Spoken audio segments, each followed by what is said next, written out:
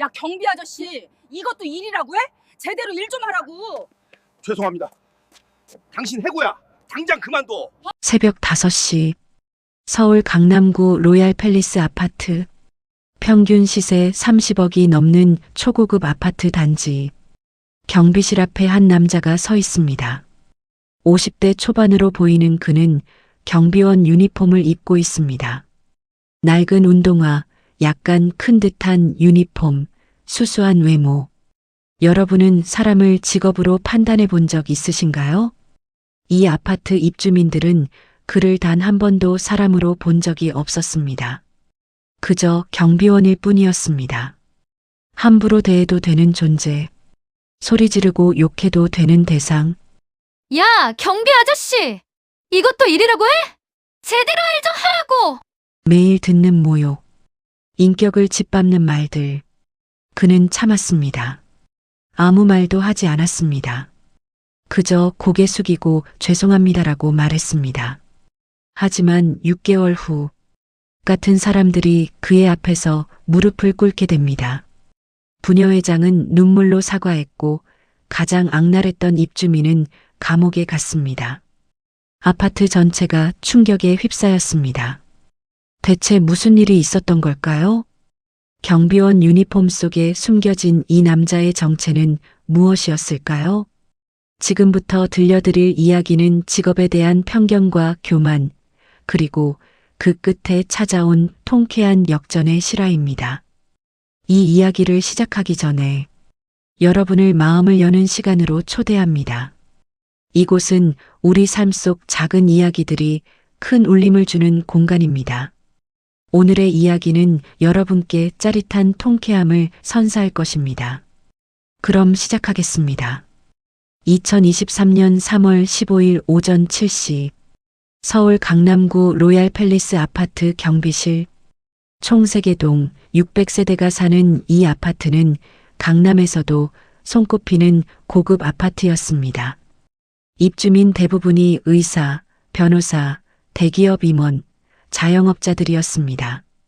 경비실 문이 열리고 한 남자가 들어왔습니다. 키 178cm, 단정한 얼굴에 짧게 자른 머리. 50대 초반으로 보이는 이 남자의 이름은 강민준. 오늘부터 이곳의 3주간 경비원이었습니다. 경비실에는 이미 2명의 경비원이 있었습니다. 야간 근무를 마친 60대 김철수, 그리고 또 다른 주간 경비원 58세 박종국. 두 사람은 강민준을 위아래로 훑어봤습니다. 새로 오신 분이죠? 강민준 씨? 네, 잘 부탁드립니다. 강민준의 목소리는 차분했습니다. 낮고 안정적인 톤. 하지만 어딘가 피곤함이 묻어났습니다. 여기 입주민들 좀 까다로워요. 각오하셔야 해요. 박종국이 경고하듯 말했습니다. 괜찮습니다. 감당할 수 있습니다. 그날 아침부터 강민준의 업무가 시작되었습니다. 택배 분류, 쓰레기 수거장 정리, 단지 순찰. 그는 묵묵히 일했습니다. 불평 한마디 없이. 오전 9시 출근하는 입주민들이 하나둘 나타났습니다. 고급 수입차들이 지하 주차장에서 올라왔습니다. 벤츠, BMW, 포르쉐, 테슬라. 첫 번째 차가 경비실 앞을 지나갔습니다. 1201호 박선영. 40대 후반의 여성으로 이 아파트 부녀회장이었습니다. 남편은 대형 로펌의 변호사. 그녀는 차창을 내리더니 강민준을 불렀습니다. 어이, 경비 아저씨. 새로 왔어요? 네, 오늘부터 근무합니다. 나이가 어떻게 돼요? 52입니다. 아직 젊네. 일 열심히 해요. 여기 입주민들 까다로워요. 그녀는 강민준을 아저씨라고 불렀습니다. 말투도 반말이었습니다. 강민준보다 나이가 어렸지만 상관없었습니다. 그녀에게 경비원은 존댓말을 할 필요가 없는 존재였으니까요. 강민준은 아무 말도 하지 않았습니다. 그저 고개를 숙였습니다. 알겠습니다. 두 번째 차. 902호 최민수. 50대 초반 남성, 대기업 임원이었습니다. 그는 차에서 내리더니 강민준에게 차키를 던졌습니다. 말 그대로 던졌습니다. 강민준의 손에 전해준 것이 아니라 공중으로 던진 것입니다. 야, 주차 좀 해놔요. 급해서 그래요. 네. 빨리 좀 해요. 회의 있다고. 최민수는 짜증 섞인 목소리로 소리쳤습니다. 강민준은 차키를 주워들고 지하 주차장으로 향했습니다. 차는 최신형 벤츠 S클래스 2억이 넘는 차였습니다. 주차를 하고 돌아오는 길, 엘리베이터에서 1502호 김준혁과 마주쳤습니다. 20대 후반의 젊은 남성, 부모가 강남에서 성형외과를 운영하는 의사였습니다. 그는 명품 운동복 차림에 비싼 운동화를 신고 있었습니다. 김준혁은 강민준이 경비원 유니폼을 입은 것을 보자 고개도 돌리지 않았습니다. 그저 휴대폰만 보며 서 있었습니다. 엘리베이터 안은 어색한 침묵으로 가득했습니다. 1층에 도착하자 김준혁이 먼저 내렸습니다. 그리고 한마디 던졌습니다. 엘리베이터 버튼 좀 닦아놔요. 더럽던데. 말도 안 하고 가버렸습니다. 강민준은 깨끗한 엘리베이터 버튼을 바라봤습니다. 더러울 게 하나도 없었습니다. 그저 시비를 건 것뿐이었습니다. 오전 11시 택배가 도착하기 시작했습니다. 하루에 수백 개씩 오는 택배를 분류하는 것도 경비원의 몫이었습니다. 강민준은 묵묵히 택배를 동별, 호수별로 분류했습니다. 그때 1403호 이수진이 나타났습니다. 30대 후반의 전업주부. 남편은 대형 건설사 부장이었습니다. 그녀는 명품 가방을 들고 있었습니다. 가격이 1,000만 원은 좋게 넘어 보였습니다. 우리 집 택배 왔어요? 아직 확인 중입니다. 빨리 좀 찾아봐요. 급한 거라니까요. 강민준이 택배를 찾는 동안 이수진은 계속 재촉했습니다. 아직이에요? 얼마나 걸리는 거예요? 죄송합니다. 금방 찾겠습니다. 정말 답답하네. 이것도 일이라고 해요? 드디어 택배를 찾았습니다. 강민준이 건네자 이수진은 확인도 하지 않고 낚아채듯 가져갔습니다. 감사하다는 말도 없었습니다. 점심시간, 경비실에서 김철수와 박종국이 강민준에게 조언했습니다. 여기 입주민들 좀 세요. 참으셔야 해요. 다 그런 건 아니에요. 좋은 분들도 있는데. 근데 까칠한 사람들이 유독 목소리가 커서. 괜찮습니다. 제가 감당하겠습니다. 강민준의 표정은 담담했습니다. 마치 이런 일에 익숙한 사람처럼. 그런데 말이야. 전에는 뭐 하셨어요? 50대 초반이면 경비 일하기엔 좀 이른 나이 아니에요? 김철수가 조심스럽게 물었습니다. 이것저것 했습니다. 강민준은 더 이상 말하지 않았습니다. 김철수와 박종국도 더 묻지 않았습니다. 누구에게나 말하고 싶지 않은 과거가 있으니까요. 오후 2시, 강민준은 단지 순찰을 돌았습니다. 쓰레기 수거장, 놀이터, 주차장을 차례로 점검했습니다. 모든 것이 깨끗했지만 그는 꼼꼼히 확인했습니다. 놀이터에서 아이들이 놀고 있었습니다. 그 옆에는 엄마들이 모여 수다를 떨고 있었습니다. 강민준이 지나가자 한 엄마가 큰 소리로 말했습니다. 새 경비 아저씨 왔네. 전 경비보다 나아 보여? 글쎄, 경비가 다 거기서 거기지 뭐. 맞아. 월급이나 제대로 주고 일 시키면 되는 거지. 그녀들은 강민준이 다 들을 수 있는 거리에서 이런 말들을 했습니다. 전혀 거리낌이 없었습니다. 강민준은 아무런 반응도 보이지 않고 걸어갔습니다. 오후 5시, 퇴근 시간, 입주민들이 속속 돌아오기 시작했습니다. 그리고 각종 요구사항이 쏟아졌습니다. 경비 아저씨, 우리 집 택배 좀 가져다 줘요. 차 좀 빼줘요. 급해요. 왜 엘리베이터가 이렇게 더러워요? 청소 안 해요? 쓰레기통 좀 비워요. 냄새 나잖아요. 강민주는 모든 요구에 대답했습니다. 네, 알겠습니다. 죄송합니다. 바로 처리하겠습니다. 고개를 숙이고 또 숙였습니다. 그의 얼굴에는 아무런 감정도 없었습니다. 마치 로봇처럼. 저녁 7시 1201호 박선영이 경비실로 찾아왔습니다. 손에는 명품 쇼핑백을 가득 들고 있었습니다. 경비 아저씨, 이거 우리 집까지 들여다 줘요. 지금 근무 중이라 자리를 비우기가 어렵습니다. 뭐, 경비가 뭐하러 있는 거예요?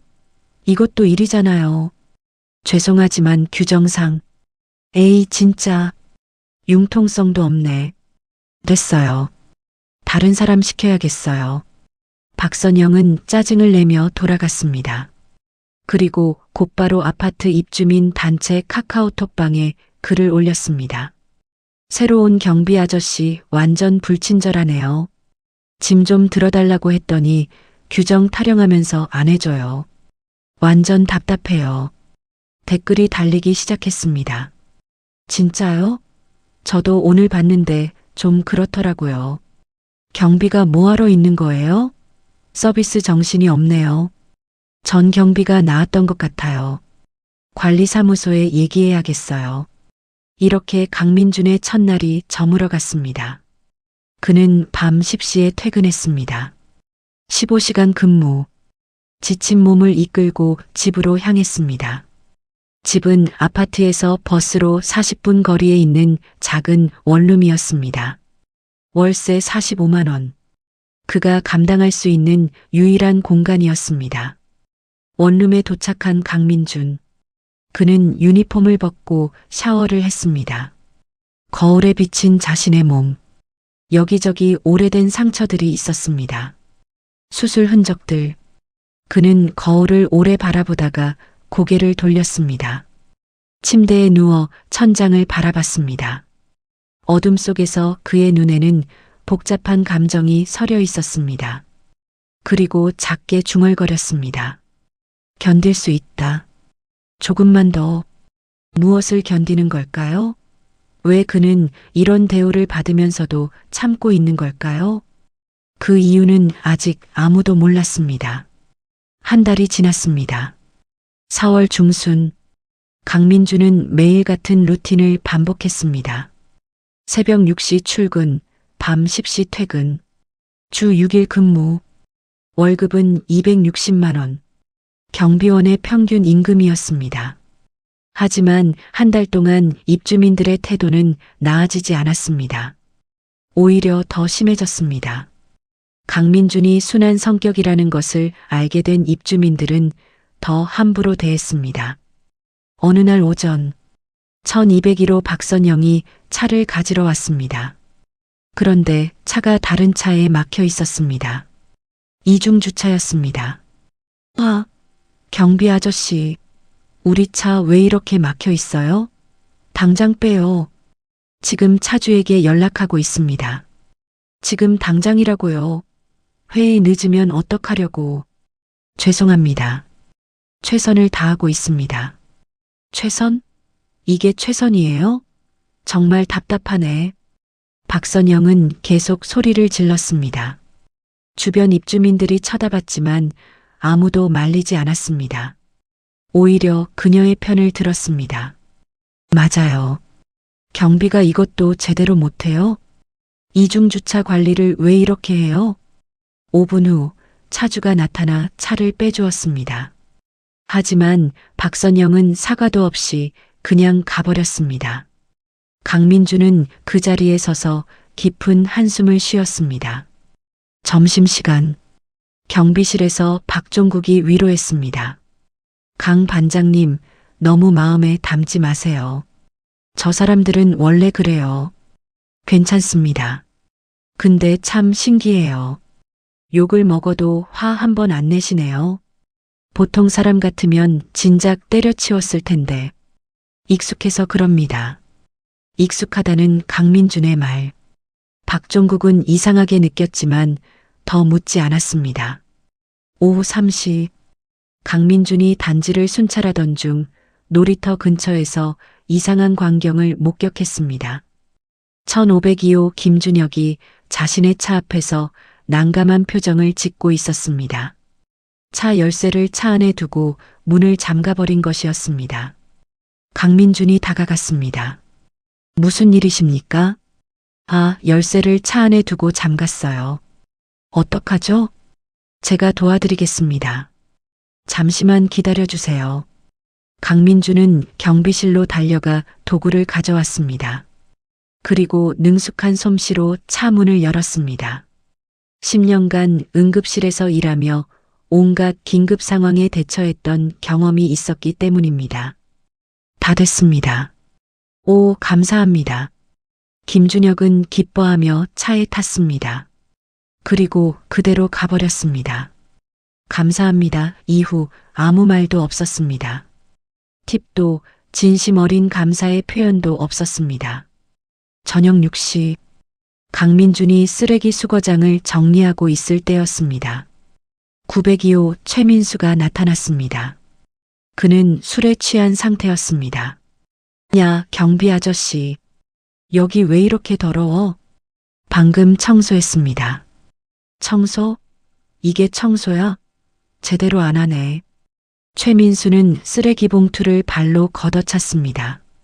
봉투가 찢어지며 쓰레기가 바닥에 쏟아졌습니다. 이게 뭐야? 왜 이래? 당장 치워요. 네, 치우겠습니다. 아, 진짜. 돈은 받아 처먹으면서 일은 이 모양이야? 강민주는 아무 말 없이 쓰레기를 치우기 시작했습니다. 최민수는 비웃으며 가버렸습니다. 그날 밤 강민준이 집에 돌아왔을 때 그의 유니폼은 쓰레기 냄새로 가득했습니다. 샤워를 하며 그는 오래 생각에 잠겼습니다. 조금만 더 견디자. 5월이 되었습니다. 날씨가 따뜻해지면서 입주민들의 요구사항도 늘어났습니다.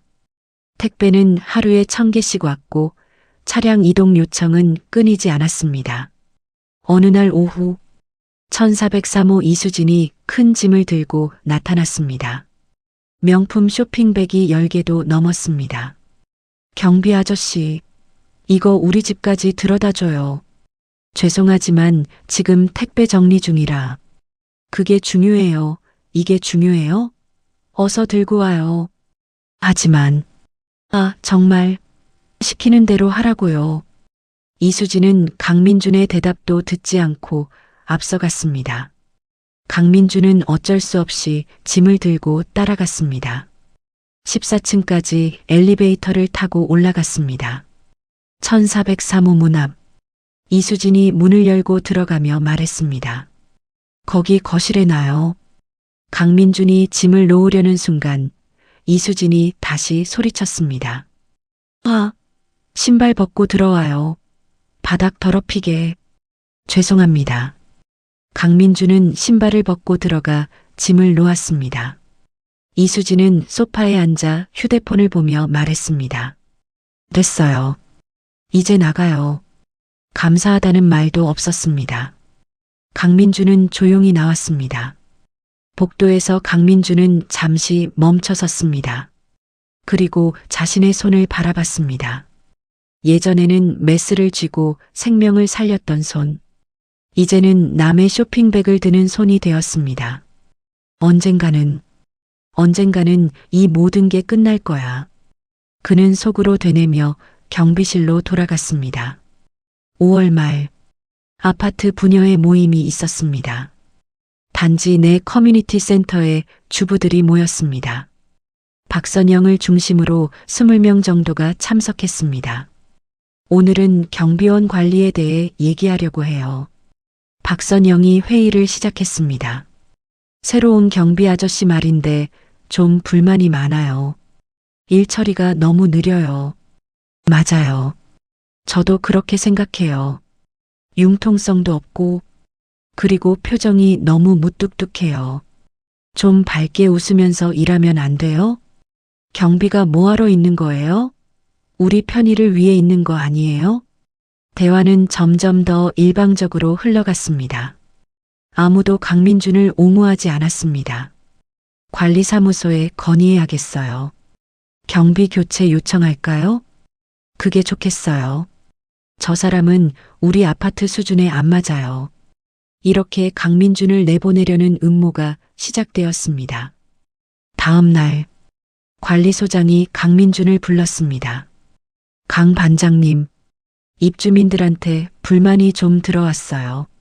무슨 내용입니까? 일 처리가 느리다, 불친절하다는 내용이에요. 좀 더 신경 써주셔야겠어요. 최선을 다하고 있습니다. 알아요. 근데 입주민들 만족이 중요하잖아요. 좀 더 웃으면서 일해주시고 노력하겠습니다. 강민준은 고개를 숙였습니다. 관리소장도 미안한 표정이었지만 어쩔 수 없었습니다. 입주민들의 압력이 거셌으니까요. 그날 저녁 강민준은 원룸에 돌아와 거울을 바라봤습니다. 지친 얼굴, 50대의 경비원. 하지만 거울 속 그의 눈빛만은 여전히 예리했습니다. 책상 서랍을 열었습니다. 그 안에는 한 장의 사진이 있었습니다. 흰 가운을 입은 젊은 남자, 의사 시절의 강민준. 그는 사진을 오래 바라보다가 다시 서랍에 넣었습니다. 곧 끝날 거야. 무언가를 기다리고 있었습니다. 무언가를 준비하고 있었습니다. 하지만 아직은 때가 아니었습니다. 6월 15일 목요일. 이날은 강민준에게 잊을 수 없는 날이 되었습니다. 저녁 8시. 강민준이 지하 주차장을 순찰하고 있을 때였습니다. 902호 최민수의 차에서 이상한 소리가 들렸습니다. 경보음이었습니다. 강민준이 다가가 확인해 보니 차 트렁크가 열려 있었습니다. 누군가 차량을 건드린 것 같았습니다. 그는 즉시 최민수에게 전화를 걸었습니다. 902호시죠?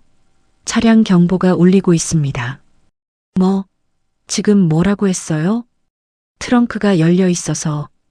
야, 당장 올라가요. 내가 지금 간다. 10분 후, 최민수가 주차장으로 내려왔습니다. 그리고 차를 확인했습니다. 다행히 아무것도 없어지지 않았습니다. 하지만 최민수는 화가 나 있었습니다. 그는 강민준에게 소리쳤습니다. 경비는 뭐 하고 있었어요? 어떻게 이런 일이 생겨? 제가 순찰 중에 발견해서 바로 연락드렸습니다. 순찰을 제대로 안 했으니까 이런 일이 생긴 거 아니에요? 아닙니다. 30분마다 한 번씩. 변명하지 말고. 당신 때문에 내 차가 털릴 뻔했잖아요. 최민수는 점점 더 흥분했습니다. 그리고 급기야 강민준의 가슴팍을 밀쳤습니다. 제대로 일 좀 하라고. 강민준은 뒤로 비틀거렸습니다. 최민수는 계속 소리쳤습니다. 월급은 받아 처먹으면서 일은 이 모양이야? 죄송합니다. 강민준은 참았습니다. 화를 내지 않았습니다. 그저 고개를 숙였습니다. 최민수는 비웃으며 가버렸습니다. 강민준은 주차장에 혼자 남았습니다. 가슴이 아팠습니다. 밀린 부분이 아직도 뜨거웠습니다. 하지만 진짜 문제는 다음 날 일어났습니다. 6월 16일 금요일 오전, 아파트 단체 카카오톡방이 난리가 났습니다. 박선영이 올린 글이었습니다. 긴급 경비원의 충격적인 행동. 어제 902호 최민수님의 차량이 도난 위기에 처했습니다.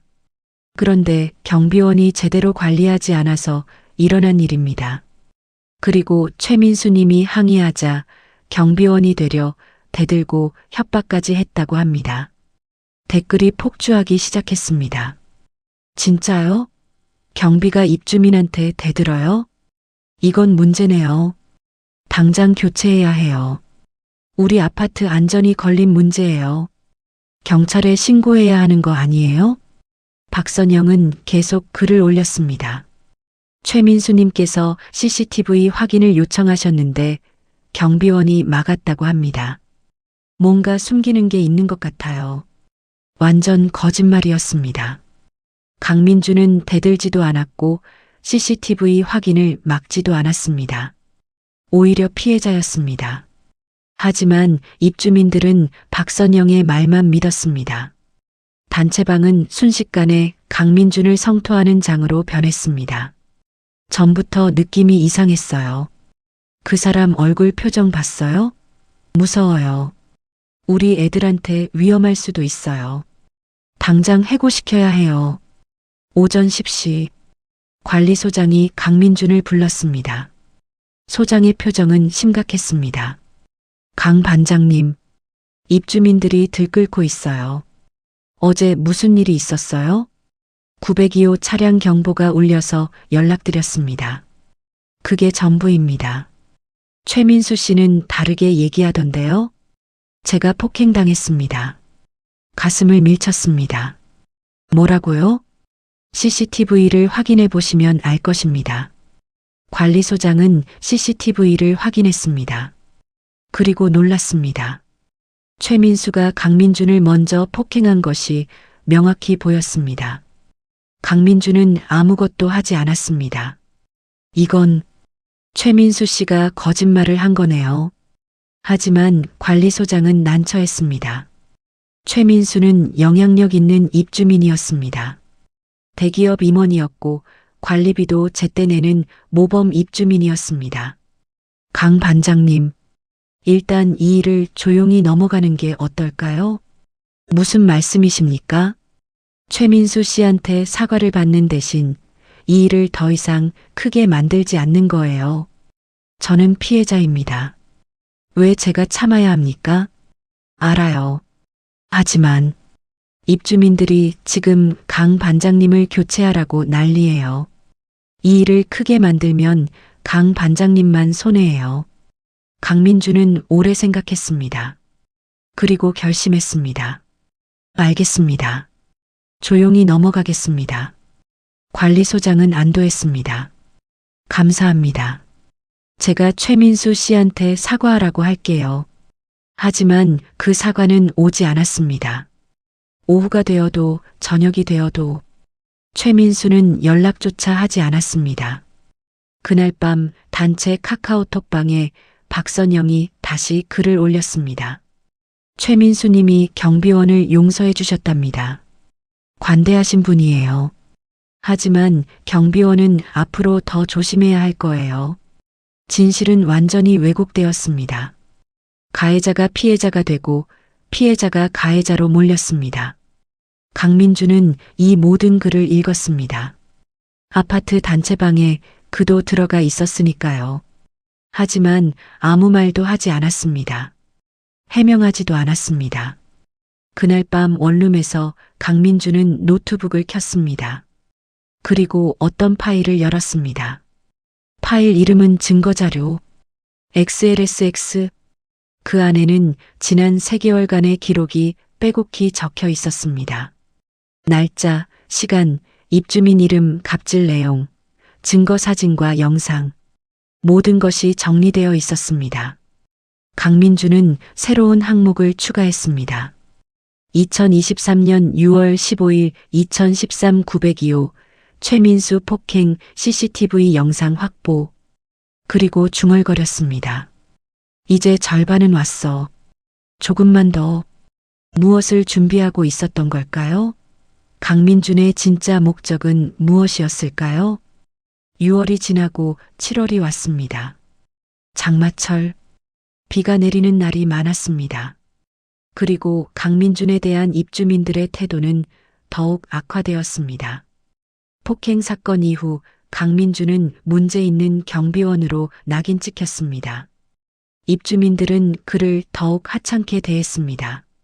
어느 날 아침, 비가 억수같이 쏟아지고 있었습니다. 강민주는 우산도 없이 쓰레기 수거장을 정리하고 있었습니다. 온몸이 흠뻑 젖었습니다. 1502호 김준혁이 차를 타고 지나가다 강민준을 봤습니다. 그리고 일부러 물웅덩이를 밟으며 지나갔습니다. 물이 튀어 강민준의 유니폼이 더 더러워졌습니다. 김준혁은 백미러로 강민준을 보며 웃었습니다. 재미있다는 듯이 강민준은 아무 반응도 보이지 않았습니다. 그저 계속 쓰레기를 치웠습니다. 점심시간 경비실에 박종국만 있었습니다. 김철수는 휴가를 갔습니다. 박종국이 강민준을 걱정스럽게 바라봤습니다. 강 반장님, 옷 좀 갈아입으세요. 감기 걸리겠어요. 괜찮습니다. 오후에 갈아입겠습니다.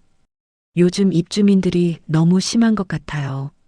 제가 20년간 경비 일했지만 이렇게까지 심한 건 처음 봐요. 익숙합니다. 강 반장님, 솔직히 말해주세요. 이전에 무슨 일 있었죠? 이렇게 참을 수 있는 사람은 없어요. 강민주는 잠시 망설이다 입을 열었습니다. 저는 예전에 의사였습니다. 네. 박종국은 깜짝 놀랐습니다. 의사가 경비원이 되었다고요? 3년 전에 큰 사고가 있었습니다. 의료사고. 환자가 죽었고 저는 모든 책임을 뒤집어 썼습니다. 그게 실제로는 제 잘못이 아니었습니다. 하지만 증명할 방법이 없었습니다. 병원은 저를 버렸고 의사 면허는 정지되었고 모든 것을 잃었습니다. 박종국은 할 말을 잃었습니다. 그 후 3년간 떠돌았습니다. 일용직, 공사장, 배달. 할 수 있는 일은 다 했습니다. 그러다 이 아파트에 경비 자리가 나서 왔습니다. 그런데 왜 이곳에 오신 거예요? 강민주는 의미심장한 표정을 지었습니다. 이유가 있습니다. 아직은 말할 수 없지만 박종국은 더 묻지 않았습니다. 하지만 뭔가 느꼈습니다. 강민준에게 목적이 있다는 것을. 오후 4시 강민준이 택배를 분류하고 있을 때 1403호 이수진이 나타났습니다. 그녀는 명품 쇼핑백을 또 한가득 들고 있었습니다. 경비 아저씨, 이거 집까지 들여다 줘요. 지금은 택배가 많아서. 뭐, 또 그래요? 저번에도 그랬잖아요. 죄송하지만. 아, 진짜. 쓸모없네. 이수진은 소리를 지르며 가버렸습니다. 그리고 곧바로 단체방에 글을 올렸습니다. 경비 아저씨 진짜 불친절해요. 짐 좀 들어달라고 했더니 또 거절하네요. 도대체 뭐하러 있는 거예요? 댓글들이 달렸습니다. 저 사람 정말 문제 많은 것 같아요. 빨리 교체했으면 좋겠어요. 관리비 내는 우리가 갑이에요. 저녁 7시 강민준이 지하 주차장을 정리하고 있을 때였습니다. 902호 최민수가 술에 취한 채 나타났습니다. 그는 강민준을 보자마자 비웃었습니다. 야, 경비 아저씨. 요즘도 잘 지내? 네. 지난번에는 미안했어.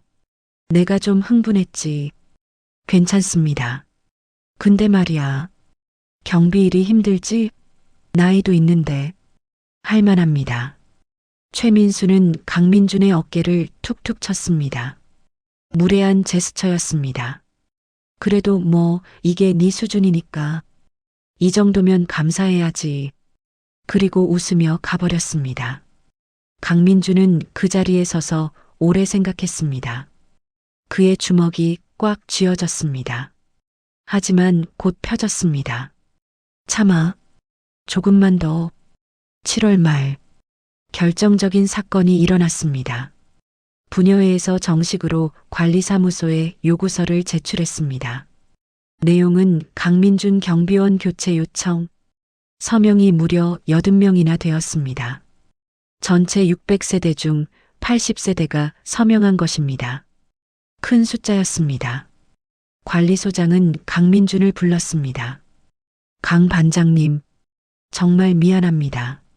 하지만 이렇게 많은 입주민이 요청하면 저도 어쩔 수 없어요. 언제까지입니까? 이번 달 말까지만 근무해 주세요. 다음 달부터는. 강민준은 차분하게 대답했습니다. 알겠습니다. 정말 죄송합니다. 강 반장님은 잘못이 없는데 괜찮습니다. 강민주는 경비실로 돌아왔습니다. 박종국이 걱정스럽게 물었습니다. 무슨 얘기하셨어요? 이번 달까지만 근무하래요. 뭐라고요?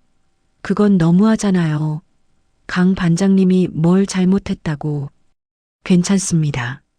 오히려 잘 됐어요. 잘 됐다니요? 강민주는 묘한 미소를 지었습니다. 이제 제가 할 일을 할 수 있으니까요. 박종국은 이해할 수 없었습니다. 하지만 강민준의 눈빛에서 뭔가 다른 것을 느꼈습니다. 결의, 그리고 복수심. 그날 저녁 강민주는 노트북을 켰습니다. 그리고 지난 4개월간 모은 모든 증거를 정리했습니다. 폭언, 폭행, 모욕, 갑질.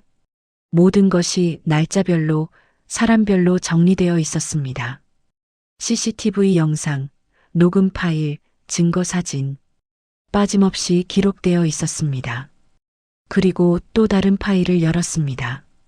파일 이름은 입주민 정보, 엑셀 파일이었습니다. 그 안에는 주요 입주민들의 상세한 정보가 들어 있었습니다. 박선영, 최민수, 김준혁, 이수진. 4사람의 약점이 모두 정리되어 있었습니다. 박선영, 변호사 남편의 탈세 의혹. 최민수, 회사 기밀 유출 및 횡령 의혹. 김준혁, 마약 구매 이력. 이수진, 남편 회사 입찰 비리 연루. 강민주는 이 모든 정보를 어떻게 얻은 걸까요? 사실 강민주는 단순한 경비원이 아니었습니다.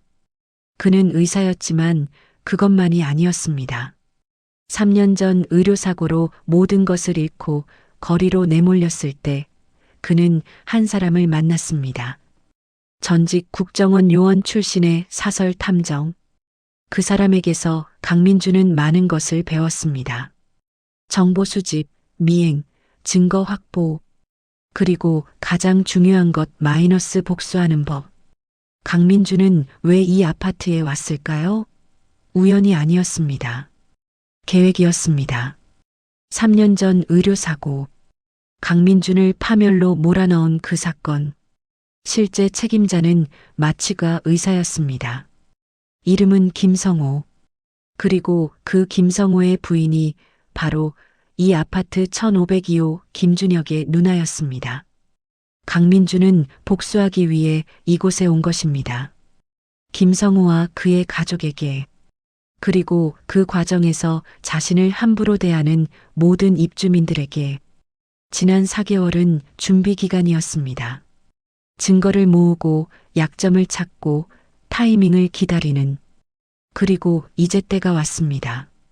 강민주는 이메일 초안을 작성하기 시작했습니다. 수신자는 검찰청, 국세청, 경찰청, 그리고 언론사들. 제목 로얄 팰리스 아파트의 진실, 집단 갑질과 범죄의 온상. 이메일에는 모든 증거가 첨부되었습니다. 4개월간의 기록, 50시간 분량의 CCTV 영상, 100개가 넘는 녹음 파일, 그리고 입주민들의 범죄 증거. 하지만 아직 보내지 않았습니다. 타이밍이 중요했습니다. 8월 1일 화요일, 강민준의 마지막 근무일이었습니다. 아침부터 입주민들은 기분이 좋아 보였습니다. 드디어 문제 있는 경비원이 떠나는 날이니까요. 박선영은 다른 주부들과 카페에서 수다를 떨었습니다. 드디어 오늘이네. 새 경비 아저씨는 훨씬 나을 거야. 맞아. 이번에는 우리 말 잘 듣는 사람으로 뽑았대. 그래야지. 경비가 감히 입주민한테 대들면 안 되지. 그녀들은 웃으며 커피를 마셨습니다. 오전 10시. 강민주는 경비실에서 짐을 정리하고 있었습니다. 많지 않았습니다. 개인 컵 하나, 책 몇 권. 그게 전부였습니다. 박종국이 아쉬워했습니다. 강 반장님, 정말 아쉬워요. 저는 강 반장님이 최고의 동료였어요. 감사합니다. 박 반장님도 건강하세요. 앞으로 뭐 하실 거예요? 강민주는 의미심장하게 웃었습니다. 해야 할 일이 있습니다. 오후 2시 관리소장이 강민준에게 마지막 급여를 전달했습니다. 그동안 수고 많으셨습니다. 좋은 곳으로 가시길 바랍니다. 감사합니다. 강민주는 경비실 문을 나서기 전에 마지막으로 아파트를 둘러봤습니다. 4개월간 일했던 곳, 무수한 모욕을 당했던 곳, 그리고 이제 복수를 시작할 곳. 그는 스마트폰을 꺼냈습니다. 그리고 미리 작성해둔 이메일 전송 버튼을 눌렀습니다. 발송 완료. 이메일은 서울중앙지검, 국세청, 서울지방국세청, 서울경찰청, 그리고 5개 언론사로 동시에 발송되었습니다. 제목 로얄 팰리스 아파트의 진실 마이너스 집단 갑질과 범죄의 온상. 본문에는 다음과 같은 내용이 담겨 있었습니다. 저는 지난 4개월간 로얄 팰리스 아파트에서 경비원으로 근무한 강민준입니다. 저는 전직 외과 전문의였으나 3년 전 억울한 의료사고로 모든 것을 잃었습니다. 그리고 진실을 밝히기 위해, 그리고 진짜 범죄자들을 찾기 위해 이 아파트에 경비원으로 잠입했습니다. 지난 4개월간 저는 상상할 수 없는 갑질과 모욕을 당했습니다. 첨부된 영상과 녹음 파일이 그 증거입니다. 하지만 더 충격적인 것은 이 아파트 입주민 다수가 각종 범죄를 저지르고 있다는 사실입니다. 1201호 박선영의 남편 박진우 변호사, 탈세 5억 원 추정. 902호 최민수, 회사 기밀 유출 및 횡령 12억 원. 1502호 김준혁, 마약류 구매 및 복용 증거 사진 첨부. 1403호 이수진의 남편, 건설 입찰 비리 연루. 그리고 가장 중요한 것. 3년 전 제 인생을 파멸로 몰아넣은 의료사고. 그 진짜 범인은 이 아파트 1502호 김준혁의 매형 김성우 마취과 의사입니다. 그는 마취제를 과다 투여했고 병원은 이를 은폐하기 위해 저에게 모든 책임을 떠넘겼습니다. 첨부 파일에는 그 증거가 모두 들어 있습니다. 병원 내부 문서, 녹취록, 증인 진술. 저는 이제 제 명예를 회복하고자 합니다. 그리고 이 아파트의 범죄자들이 처벌받기를 원합니다. 첨부 파일 영상 50개, 음성 파일 103개, 문서 247개. 이메일을 보낸 후 강민주는 아파트를 떠났습니다. 뒤돌아보지 않고 오후 3시 서울중앙지검 민생경제범죄수사부 한 검사가 이메일을 열었습니다. 처음에는 무심코 보다가 점점 표정이 굳어졌습니다. 이거 진짜인가? 검사는 첨부 파일을 하나씩 열어봤습니다. CCTV 영상, 폭행 장면, 갑질 장면, 그리고 범죄 증거들. 당장 수사 착수. 국세청에서도 같은 일이 일어났습니다. 담당 조사관이 첨부된 탈세 증거를 보고 놀랐습니다. 이 정도 증거면 바로 세무조사 들어가야겠는데? 경찰청 마약수사대. 김준혁의 마약 구매 증거를 확인한 형사가 즉시 보고했습니다. 팀장님, 이거 봐야 할 것 같습니다. 언론사도 움직였습니다. 한방송국 탐사보도팀 기자가 자료를 검토했습니다. 이거 대박인데? 강남 고급 아파트의 민낯 특집으로 나가면 되겠어. 저녁 6시. 로얄 팰리스 아파트는 평온했습니다. 입주민들은 퇴근해서 저녁을 먹고 있었습니다. 강민준이 떠났다는 사실에 모두 만족해하고 있었습니다. 하지만 이 평온은 곧 깨질 것이었습니다. 저녁 7시 1201호 박선영의 남편 박진우 변호사의 휴대폰이 울렸습니다. 국세청에서 온 전화였습니다. 박진우 변호사님이십니까? 내일 오전 10시까지 서울지방국세청으로 출석해 주시기 바랍니다. 세무조사 건입니다. 네, 세무조사요? 무슨 자세한 내용은 내일 말씀드리겠습니다. 전화가 끊겼습니다. 박진우는 당황했습니다. 박선영이 물었습니다. 여보, 무슨 일이에요? 국세청에서 세무조사를 한대. 뭐? 왜? 모르겠어. 근데 이상한데. 거의 동시에 902호 최민수도 전화를 받았습니다. 회사 감사팀에서 온 전화였습니다. 최민수 부장님, 내일 당장 본사로 출근하세요. 긴급 감사건입니다. 무슨 감사요? 횡령 의혹입니다. 자세한 건 내일 말씀드리겠습니다. 최민수의 얼굴이 새하얗게 변했습니다. 1502호. 김준혁은 친구들과 집에서 파티를 하고 있었습니다. 술과 음악. 그때 초인종이 울렸습니다. 문을 열자 경찰관 2명이 서 있었습니다. 김준혁 씨 맞으십니까? 네. 맞는데요. 마약류 관리법 위반 혐의로 긴급 체포합니다. 뭐라고요? 마약? 저 마약 안 해요. 증거가 있습니다. 동행해 주시죠. 김준혁은 수갑이 채워졌습니다. 친구들은 놀라 얼어붙었습니다. 1403호 이수진도 전화를 받았습니다. 남편 회사에서 온 전화였습니다. 여보세요? 사모님, 남편분 좀 바꿔주시겠습니까? 긴급한 일입니다. 지금 출장 중인데요. 그럼 사모님께 먼저 말씀드리겠습니다.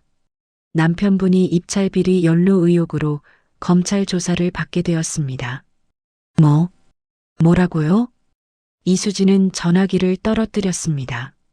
저녁 8시 아파트 단체 카카오톡방이 난리가 났습니다.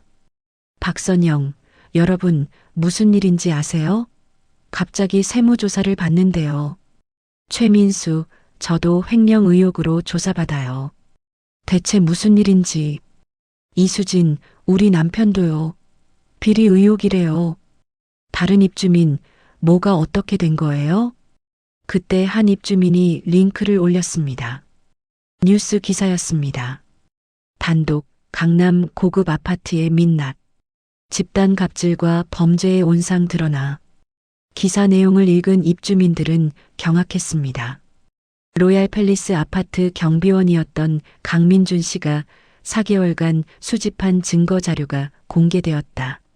자료에는 입주민들의 폭언, 폭행, 갑질 장면과 함께 각종 범죄 증거가 포함되어 있다. 단체방이 폭발했습니다.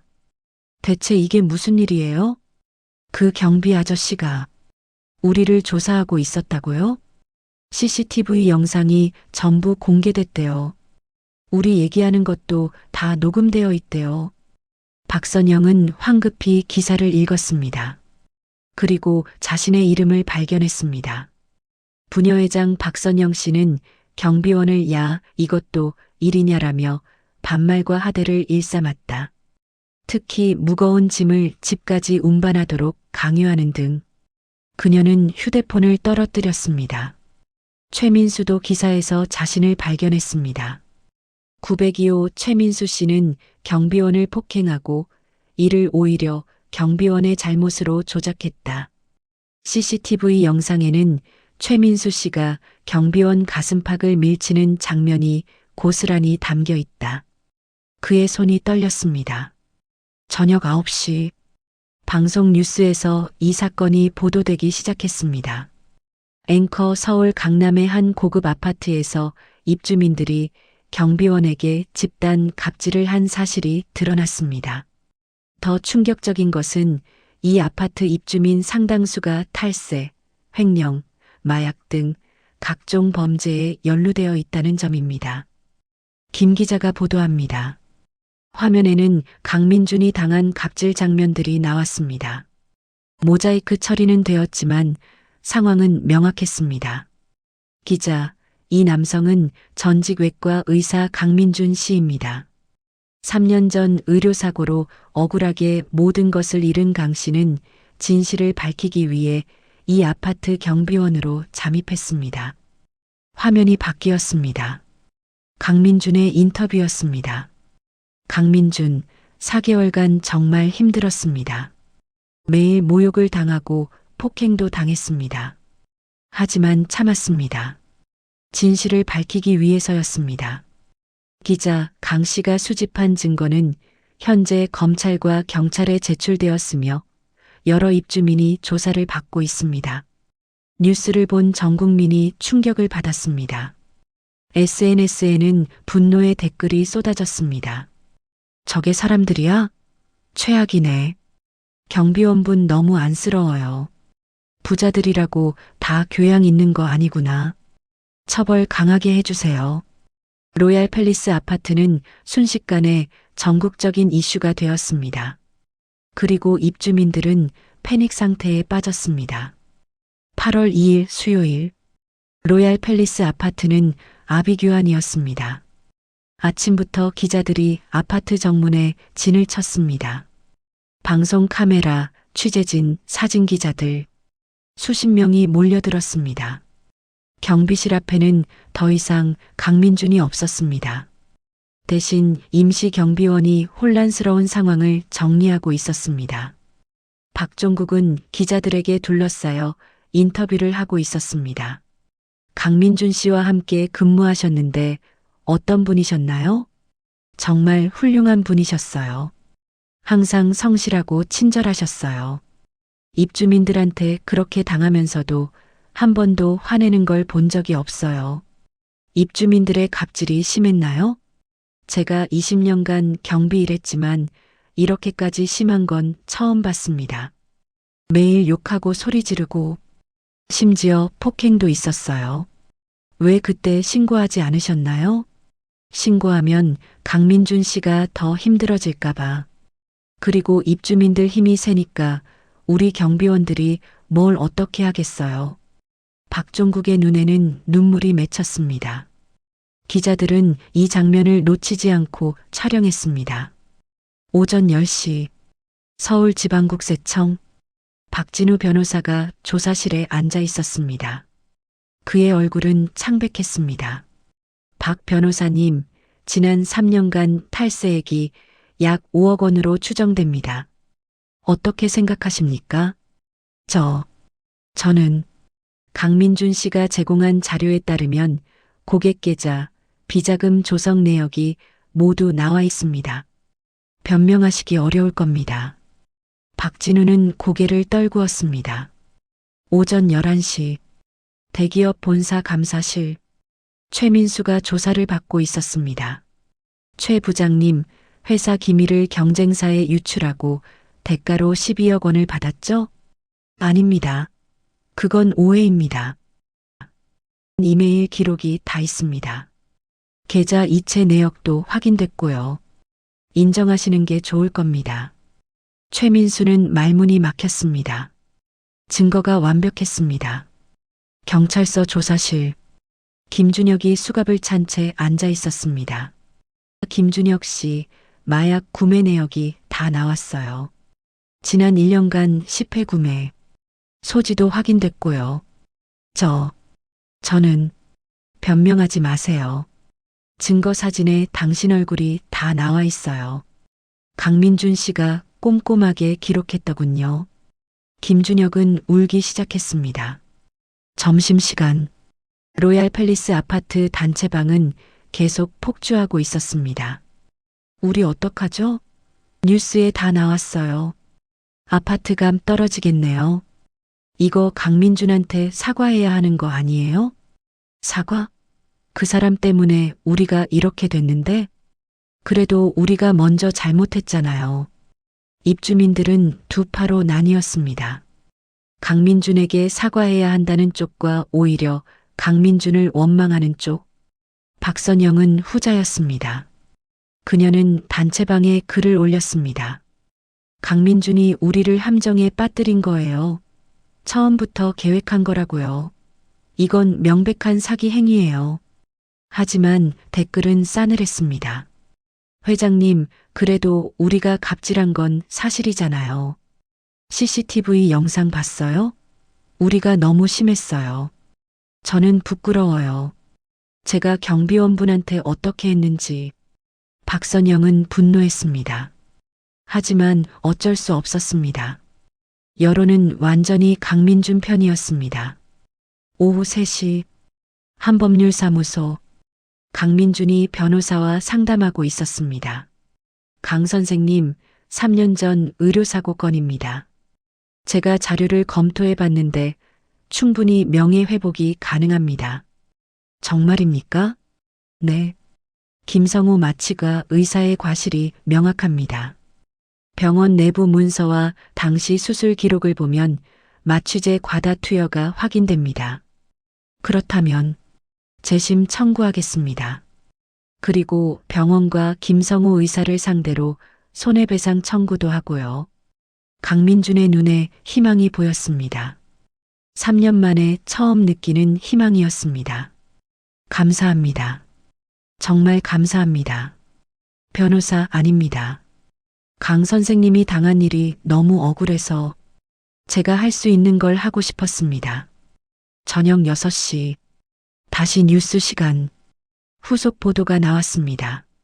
로얄 팰리스 아파트 갑질 사건 후속입니다. 박진우 변호사는 5억 원 탈세 혐의로 조사받고 있으며 최민수 씨는 회사에서 해고되었습니다. 또 마약 혐의로 체포된 김준혁 씨는 구속영장이 청구되었습니다. 화면이 바뀌었습니다. 한편 강민준 씨의 재심 청구가 받아들여질 전망입니다. 의료계에서도 강 씨에 대한 지지 선언이 이어지고 있습니다. 인터뷰 장면. 한 의사가 말했습니다. 강민준 선생님은 실력 있고 성실한 의사였습니다. 그분이 억울하게 희생당한 걸 많은 의사들이 알고 있었습니다. 이번에 진실이 밝혀져서 다행입니다. 전 국민의 여론은 강민준을 응원했습니다. SNS에는 응원 메시지가 쏟아졌습니다. 강민준 의사님 힘내세요. 정의는 늦어도 온다.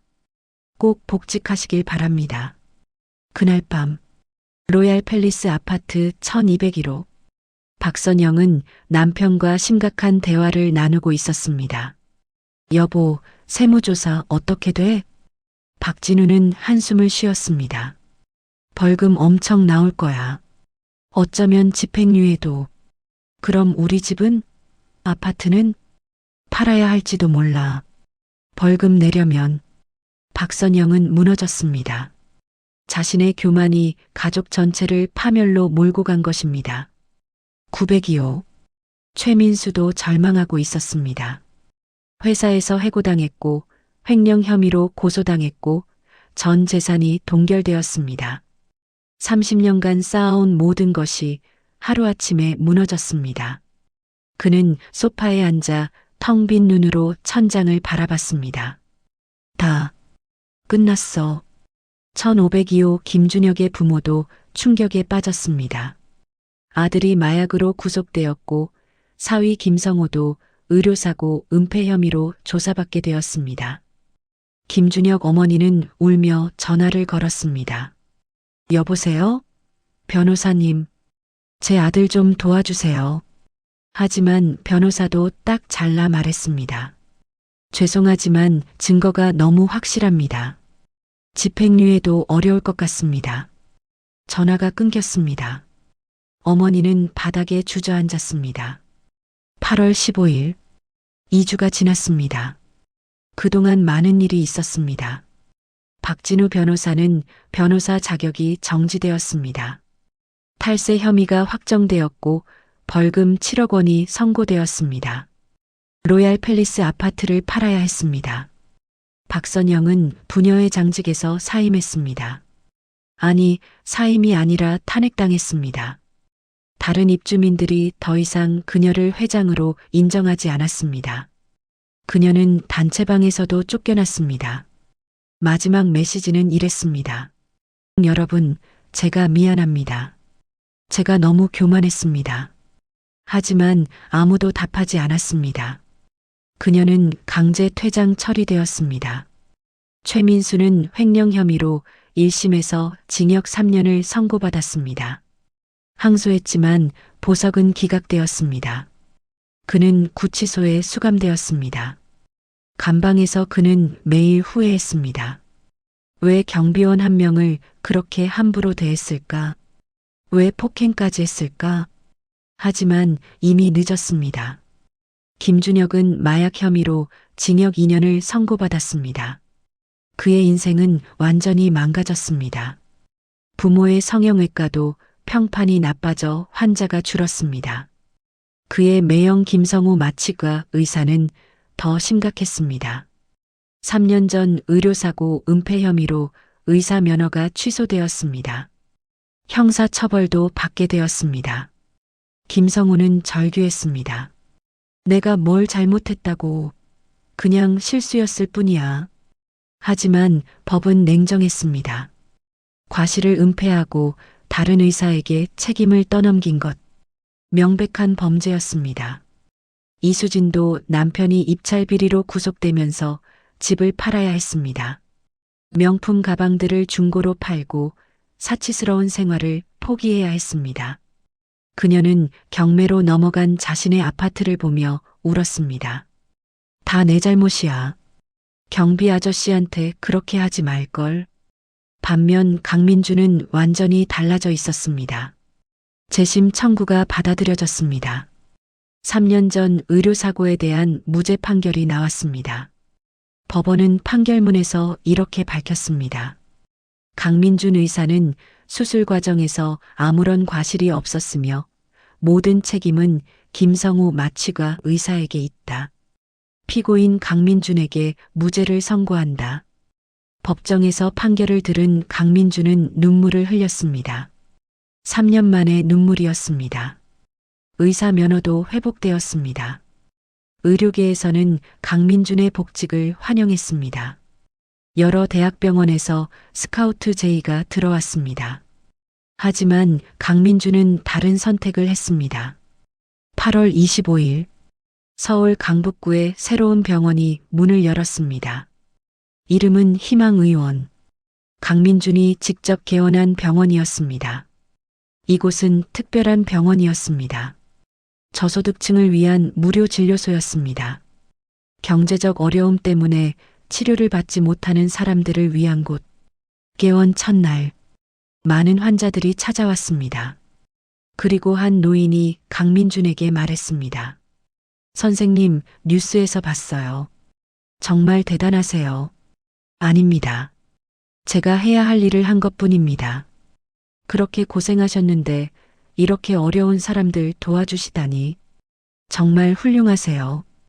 강민주는 미소 지었습니다. 진심 어린 미소. 제가 어려울 때 아무도 도와주지 않았습니다. 그래서 압니다. 도움이 얼마나 절실한지. 이제 제가 도울 차례입니다. 그날 저녁, 뉴스에서 강민준의 개원 소식이 보도되었습니다. 로얄 팰리스 아파트 갑질 사건으로 유명해진 강민준 의사가 무료 진료소를 열었습니다. 이 기자가 보도합니다. 강민준 의사는 명예를 회복한 후 대학병원 복직 제의를 거절하고 무료 진료소를 개원했습니다. 경제적 어려움을 겪는 환자들을 돕기 위해서입니다. 제가 경비원으로 일하면서 배웠습니다. 세상에는 정말 힘든 사람들이 많다는 것을요. 저는 그들을 돕고 싶습니다. 강 의사의 선택에 많은 이들이 감동하고 있습니다. 전국에서 후원금이 쏟아졌습니다. 일반인들, 기업들, 심지어 다른 의사들까지 모두가 강민준을 응원했습니다. 후원금은 수억 원에 달했습니다. 강민준은 이 돈으로 진료소를 확장했습니다. 더 많은 환자를 볼 수 있게. 9월 1일 강민준은 뜻밖의 방문객을 맞이했습니다. 박종국이었습니다. 로얄 팰리스 아파트에서 함께 일했던 경비원. 강 선생님, 축하드려요. 박 반장님, 어떻게 오셨어요? 뉴스 보고 찾아왔어요. 정말 대단하세요. 두 사람은 오랜만에 커피를 마시며 이야기를 나눴습니다. 선생님, 그때 알았어요? 처음부터 계획하신 거였죠? 강민주는 고개를 끄덕였습니다. 네. 김성우를 찾아내기 위해 그 아파트에 갔습니다. 그의 처남이 1502호에 산다는 정보를 얻었거든요. 그래서 일부러 경비원으로 네. 내부 정보를 모으려면 경비원이 최적이었습니다. 모든 걸 볼 수 있고 들을 수 있으니까요. 그런데 입주민들이 선생님을 그렇게 대할 줄은 몰랐겠네요. 솔직히 예상은 했습니다. 하지만 이렇게까지 심할 줄은 몰랐습니다. 박종국은 고개를 저었습니다. 사람들이 직업으로 사람을 판단하더라고요. 경비원이면 함부로 대해도 된다고 생각하는 거죠. 맞습니다. 하지만 그것도 증거가 되었습니다. 그들의 범죄를 밝혀내는데 정말 대단하세요. 그 모든 걸 혼자 계획하고 실행하다니. 강민주는 창밖을 바라봤습니다. 박 반장님, 제가 배운 게 있어요. 복수는 감정이 아니라 정의여야 한다는 것. 그들을 벌하되 정당한 방법으로 해야 한다는 것. 선생님은 정말 멋진 분이에요. 그날 저녁 강민주는 혼자 생각에 잠겼습니다. 지난 4개월 경비원으로 일하며 당한 모욕들. 그 모든 것이 이제는 의미가 있었습니다. 정의를 실현하는 과정이었으니까. 그는 병원 벽에 걸린 액자를 바라봤습니다. 그 안에는 경비원 유니폼이 액자에 들어가 있었습니다. 그 유니폼은 치욕의 상징이 아니었습니다. 승리의 상징이었습니다. 10월 중순, 가을이 깊어가고 있었습니다. 로얄 팰리스 아파트는 완전히 달라져 있었습니다. 갑질 사건 이후 입주민들의 태도가 180도 바뀌었습니다. 새로 부임한 경비원들에게 입주민들은 정중하게 대했습니다. 욕하는 사람도 없고 반말하는 사람도 없었습니다. 모두가 조심스러워했습니다. 단체 카카오톡방에는 새로운 공지가 올라왔습니다. 새 부녀회장 공지 앞으로 경비원분들께 함부로 대하는 행위는 절대 금지합니다. 발견 시 관리 규약에 따라 제재하겠습니다. 댓글들이 달렸습니다. 당연한 거죠. 우리가 너무 심했어요. 앞으로는 잘해야죠. 이런 일 다시 있으면 안 돼요. 경비원분들도 존중받아야 할 분들이에요. 변화는 확실했습니다. 하지만 이미 떠난 사람들도 많았습니다. 박선영 가족은 아파트를 팔고 떠났습니다. 세무조사 벌금과 변호사 자격 정지로 경제적 타격이 컸습니다. 그들은 강북의 작은 아파트로 이사했습니다. 이사 가는 날, 박선영은 마지막으로 아파트를 돌아봤습니다. 5년간 살았던 곳, 부녀회장으로 군림했던 곳, 이제 모두 추억이 되었습니다. 여보, 다 내 잘못이야. 남편 박진우는 아무 말도 하지 않았습니다. 그저 고개를 저었을 뿐. 내가 너무 교만했어. 경비 아저씨를, 아니, 강민준 선생님을 그렇게 대하지 말았어야 했어. 이제 와서 후회해도 소용없어. 우리 앞으로 열심히 살자. 박선영은 눈물을 흘렸습니다. 하지만 이미 늦었습니다. 최민수는 교도소에 수감되어 있었습니다. 징역 3년. 그는 매일 같은 생각만 했습니다. 왜 그랬을까? 왜 경비원 한 명한테 그렇게 했을까? 면회 온 아내가 울며 말했습니다. 여보, 애들이 학교에서 놀림받아요. 아빠가 감옥에 있다고. 최민수는 고개를 들 수 없었습니다. 미안해. 정말 미안해. 그는 자신의 교만이 가족 전체를 파멸시켰다는 것을 뼈저리게 느꼈습니다. 김준혁도 교도소에 있었습니다. 젊은 나이의 수감 생활. 그는 매일 후회했습니다. 방에는 그가 쓴 편지가 한 통 있었습니다. 강민준에게 보내는 편지였습니다. 강민준 선생님께 저는 정말 죄송합니다. 선생님을 경비원이라고 무시하고 함부로 대했습니다. 엘리베이터 버튼이 더럽다고 트집 잡고 차 문 열어주셨을 때도 제대로 감사 인사도 안 했습니다. 제가 교만했습니다. 부모님이 의사라는 이유로 제가 이 아파트에 산다는 이유로 다른 사람을 깔봤습니다. 이제 와서 사과해도 선생님은 용서 안 하실 거라는 거 압니다. 당연합니다. 제가 용서받을 자격이 없으니까요. 하지만 그래도 말씀드리고 싶었습니다. 정말 죄송합니다. 그리고 선생님이 무료 진료소를 여셨다는 뉴스 봤습니다. 존경합니다. 저는 이곳에서 제 죄를 뉘우치며 살겠습니다. 김준혁 올림. 하지만 이 편지는 보내지지 않았습니다. 용기가 없었습니다. 이수진은 남편이 수감되고 집이 경매로 넘어간 후 친정으로 돌아갔습니다. 40대의 나이에 친정 신세를 지게 된 것입니다. 그녀는 매일 명품 가방을 바라봤습니다. 팔지 못한 몇 개가 남아 있었습니다. 예전에는 이것들이 자랑이었습니다. 이제는 치욕의 상징이었습니다. 엄마가 말했습니다. 수진아, 다 지난 일이야. 앞으로 잘 살면 돼. 엄마, 내가 너무 잘못 살았어. 돈 있다고, 좋은 아파트 산다고 남을 깔보고. 이제 알았으면 됐어. 그날 밤 이수진은 용기를 냈습니다. 강민준의 병원 번호를 찾아 전화를 걸었습니다. 신호음이 울렸습니다. 그리고 누군가 받았습니다. 희망 의원입니다. 저기요. 강민준 선생님 계신가요? 선생님 진료 중이신데요. 무슨 일이신지요? 저는 예전에 로얄 팰리스 아파트에 살았던. 잠시 기다려주세요. 몇 분 후 강민준이 전화를 받았습니다. 강민준입니다. 선생님, 저 1403호 이수진이에요. 정말 죄송합니다. 제가 선생님한테 너무 심하게 했어요. 집 나르라고 하고 소리 지르고. 강민준은 잠시 침묵했습니다. 괜찮습니다. 괜찮지 않아요. 제가 정말 잘못했어요. 선생님을 사람으로 안 봤어요. 그냥 하인처럼 대했어요.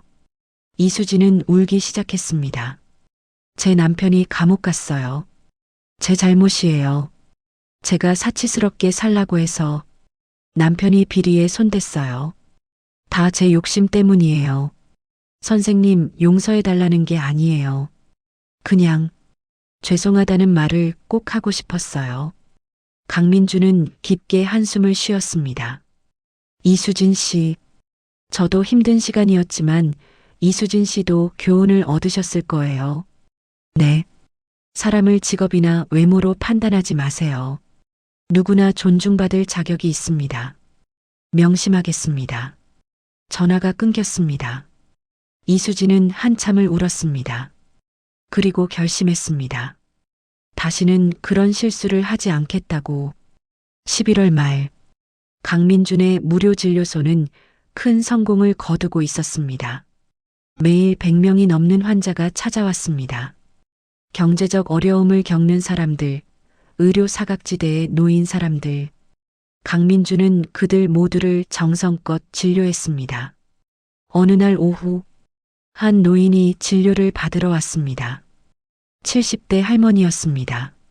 할머니, 어디가 불편하세요? 허리가 너무 아파요, 선생님. 근데 돈이 없어서 병원을 못 갔어요. 괜찮습니다. 여기는 무료예요. 걱정 마세요. 강민준은 할머니를 진료하고 약도 처방했습니다. 모두 무료였습니다. 선생님, 감사합니다. 정말 감사합니다. 할머니는 눈물을 흘리며 인사했습니다. 강민준도 마음이 뭉클했습니다. 이거였구나. 내가 의사가 된 이유가. 저녁에 병원 문을 닫고 강민준은 혼자 앉아 생각했습니다. 4개월간의 경비원 생활. 당시에는 치욕이라고 생각했습니다. 하지만 이제는 깨달았습니다. 그 시간이 자신을 변화시켰다는 것을. 예전에 강민준은 오만한 의사였습니다. 실력은 있었지만 환자를 진정으로 이해하지 못했습니다. 가난한 환자들의 고통을, 사회 밑바닥 사람들의 아픔을 몰랐습니다. 하지만 경비원이 되면서 모든 것을 알게 되었습니다. 무시당하는 기분, 존중받지 못하는 고통, 하찮게 여겨지는 아픔. 그래서 이제는 환자들을 더 잘 이해할 수 있었습니다. 그들의 눈높이에서 이야기할 수 있었습니다. 복수는 성공했습니다. 하지만 진정한 승리는 복수가 아니었습니다. 진정한 승리는 더 나은 사람이 된 것이었습니다. 문득 휴대폰이 울렸습니다. 모르는 번호였습니다. 여보세요? 선생님, 저 박종국입니다. 박 반장님, 무슨 일이세요? 선생님께 부탁이 하나 있어서요. 말씀하세요. 제 아내가 아파요. 당뇨인데 병원비가 없어서 혹시 진료 좀 부탁드릴 수 있을까요? 강민주는 즉시 대답했습니다. 당연하죠. 내일 오세요. 제가 잘 봐드릴게요. 감사합니다, 선생님. 정말 감사합니다. 전화를 끊고 강민주는 미소 지었습니다. 자신을 믿고 찾아주는 사람이 있다는 것. 그것이 가장 큰 보람이었습니다. 12월 초, 뜻밖의 소식이 들렸습니다. 보건복지부에서 강민준에게 올해의 의료인 상을 수여하기로 한 것입니다. 무료 진료소 운영과 사회정의 실현 공로를 인정받은 것이었습니다. 시상식 날, 강민주는 정장을 입고 식장에 갔습니다. 많은 의사들과 관계자들이 모여 있었습니다. 보건복지부 장관이 상을 수여했습니다. 강민준 의사님 축하드립니다. 선생님의 용기와 정의감에 경의를 표합니다. 감사합니다. 수상 소감을 부탁드립니다. 강민주는 마이크 앞에 섰습니다. 그리고 천천히 말하기 시작했습니다. 저는 3년 전 모든 것을 잃었습니다. 의사 면허, 명예, 가족. 그때 저는 세상이 불공평하다고 생각했습니다. 왜 나만 이런 일을 당해야 하나? 왜 진실은 밝혀지지 않는가? 장래가 조용해졌습니다. 그래서 복수를 계획했습니다. 아파트 경비원으로 잠입해 증거를 모으고 범죄자들을 밝혀내는 것. 그리고 제 명예를 회복하는 것. 그는 잠시 말을 멈췄습니다. 하지만 경비원으로 일하면서 깨달았습니다. 제가 겪은 고통이 다른 사람들에게는 일상이라는 것을요.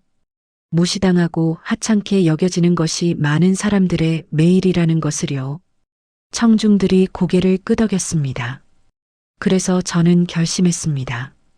복수에 멈추지 않겠다고. 더 나아가 이 사회의 약자들을 돕겠다고. 그것이 진정한 승리라고 믿기 때문입니다. 박수가 터져 나왔습니다. 우레와 같은 박수? 제 경험이 다른 분들께 교훈이 되었으면 합니다. 사람을 직업으로 판단하지 마십시오. 누구나 존중받을 자격이 있습니다. 경비원도, 청소부도, 식당 종업원도 모두 소중한 사람입니다. 박수는 계속되었습니다. 감사합니다. 강민주는 무대에서 내려왔습니다. 많은 사람들이 악수를 청했습니다. 축하했습니다. 그날 저녁 뉴스에서 시상식이 보도되었습니다. 올해의 의료인 상을 받은 강민준 의사의 수상 소감이 많은 이들에게 감동을 주고 있습니다. 화면에는 강민준의 소감이 나왔습니다. 그리고 SNS 반응도 함께 강민준 의사님 최고. 진짜 멋진 분. 이런 분이 진정한 영웅. 2024년 8월 15일 강민준이 로얄 팰리스 아파트를 떠난 지 정확히 1년이 되는 날이었습니다.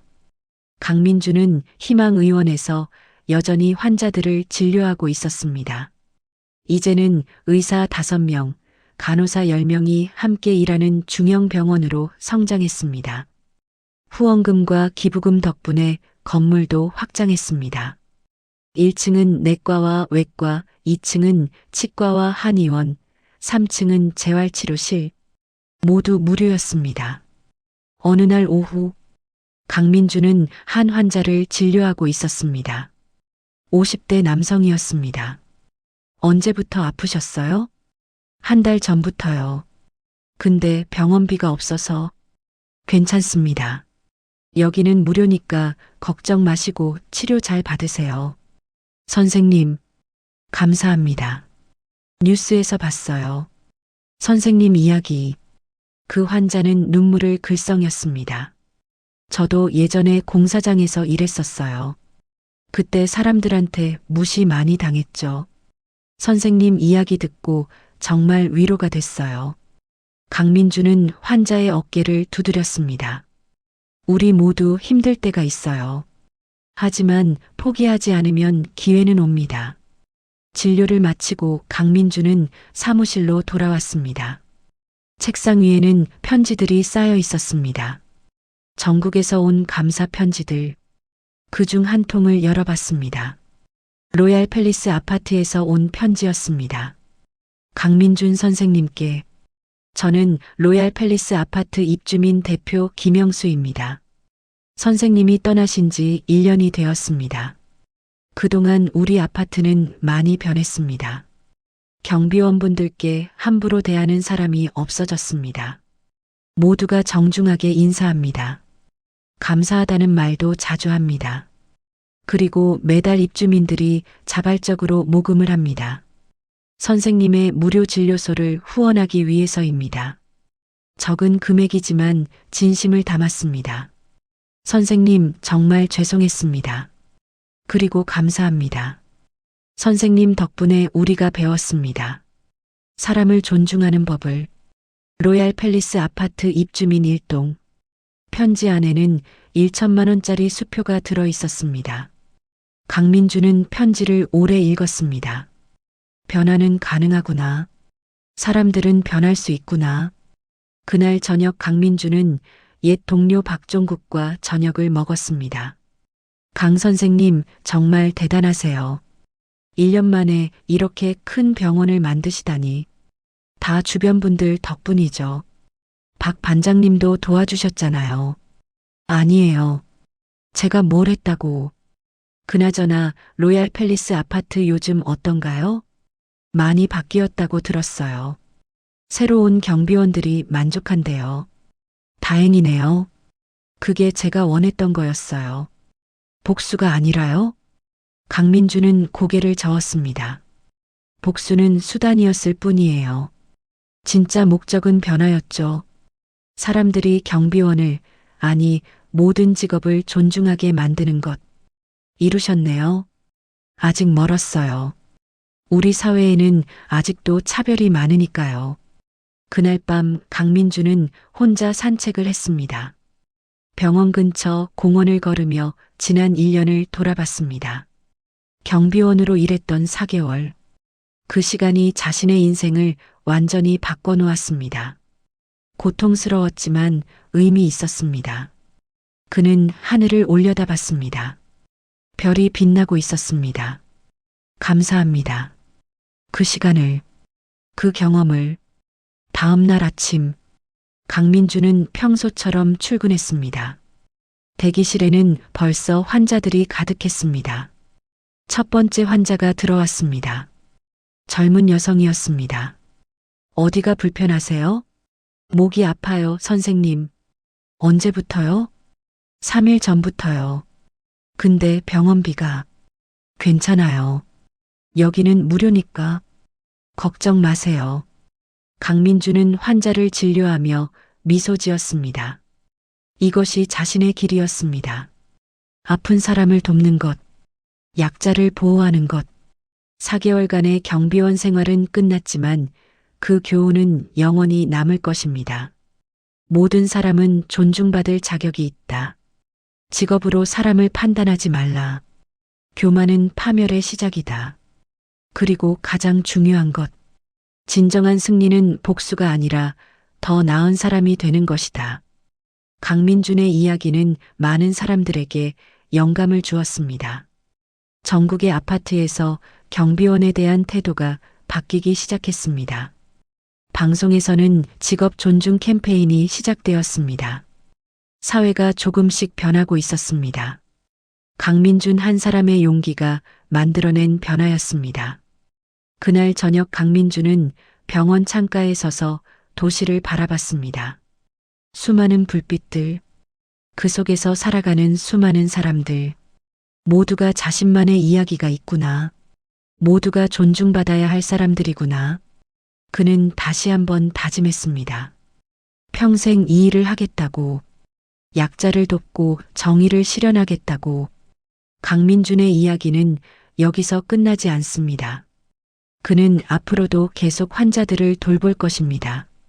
그리고 그의 이야기는 계속 사람들에게 전해질 것입니다. 하찮게 여겨졌던 경비원.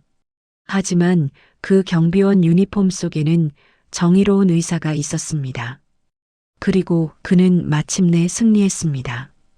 여러분, 오늘 이야기는 여기까지입니다. 강민준의 이야기를 통해 우리는 무엇을 배울 수 있을까요? 첫째, 사람을 외모나 직업으로 판단하지 말아야 합니다. 경비원도, 청소부도, 배달원도 모두 존중받아야 할 사람들입니다. 둘째, 교만은 결국 자신을 파멸시킵니다.